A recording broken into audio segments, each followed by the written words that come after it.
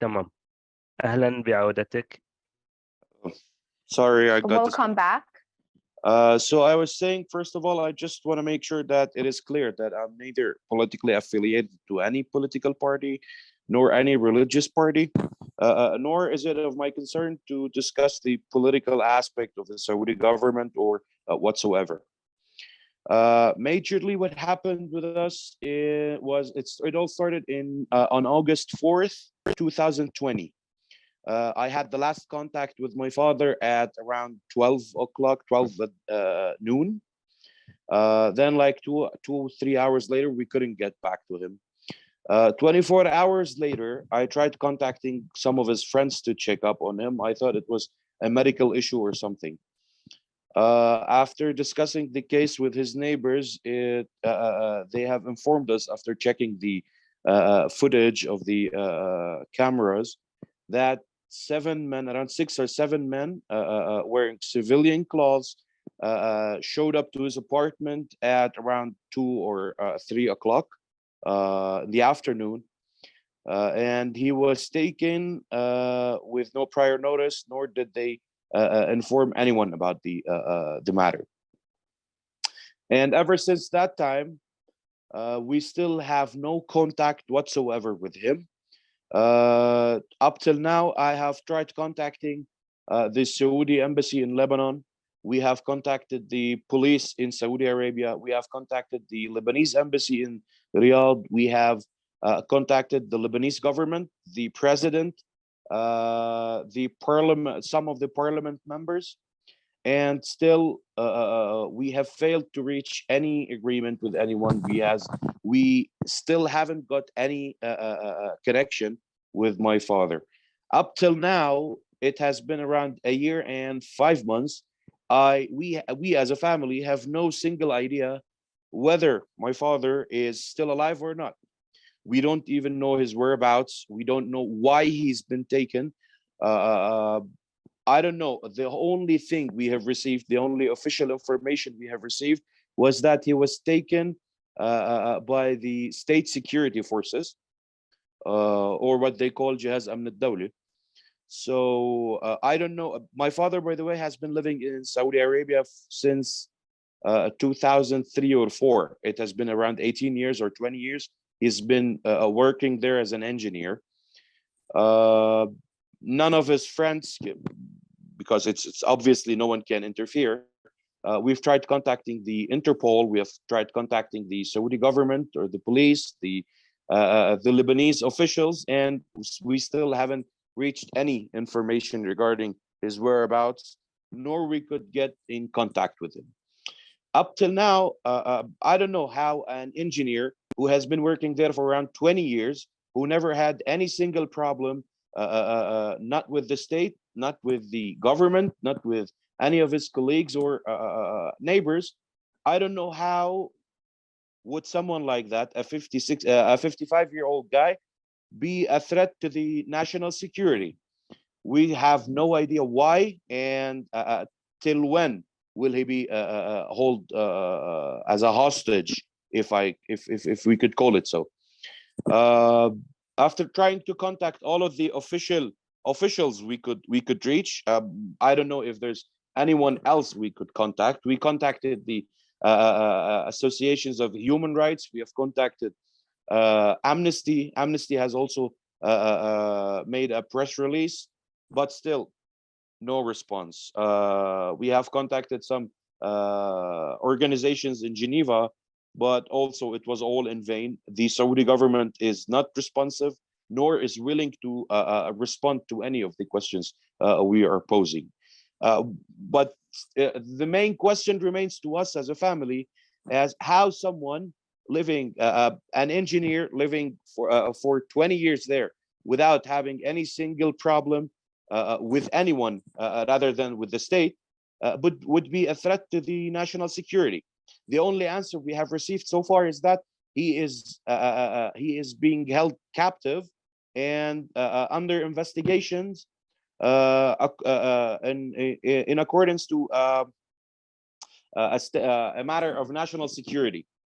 How would a father, a man, be a threat to national security, no one knows so far.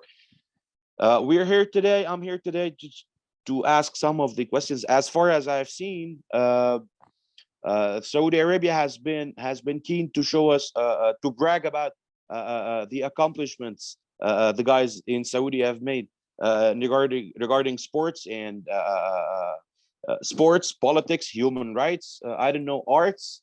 You know, the annual festival they're having in Jeddah or Riyadh. I'm not sure. Such a state. My only question is that why and how are you holding in captive a guy? And by the way, I have already this is the first time I discussed the matter publicly, but we have already said before. My dad is diabetic, and he's suffering a metastatic prostate cancer. So the guy needs medical attention, and if we leave all of this aside, I have his family. He himself has the right. If he is being accused with something, at least he should be informed. His family should be informed. He should have the right to defend himself if the guys have an accusation. It is not acceptable in any way for anyone to be held captive for more than a year and a half, with not a single information about him, nor his family being able to contact him. Frankly speaking, up till now, we don't even know if my father is alive or not. So this is my main question here. And once again, because I know how the situation is in the Gulf area generally, and in Saudi Arabia in particular, for the Lebanese citizens have been suffering of such actions of the Saudi government. Many of them, a lot of them, have been held in captive without any accusation and for a long period of time. The question is, why is that happening? Why is no one being able to ask about those people? Why is the Saudi government not responsive to any of the questions the officials are asking, the families are asking?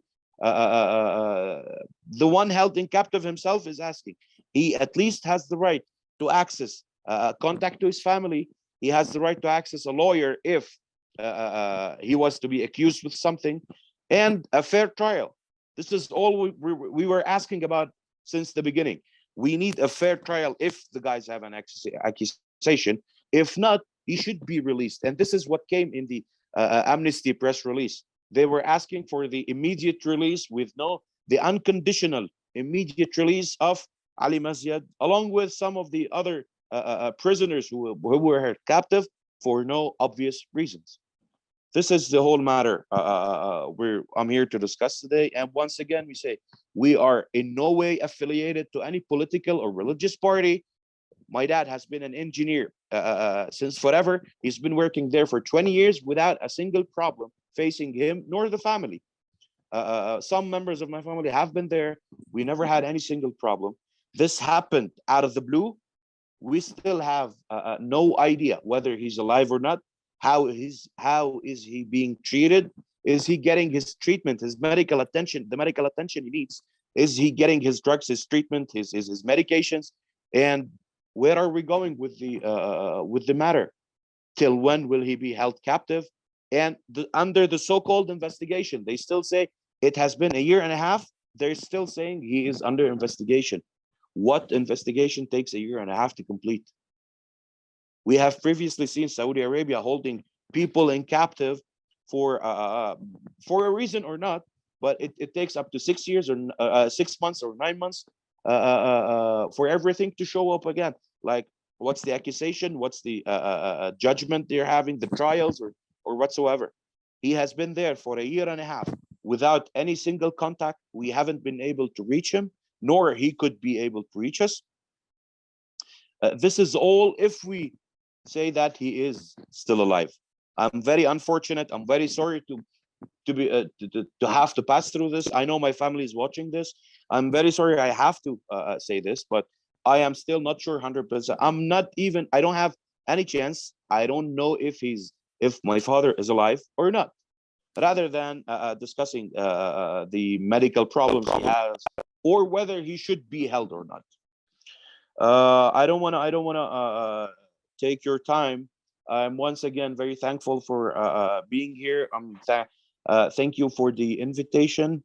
And if there are any questions, I'm ready to answer. Thank you.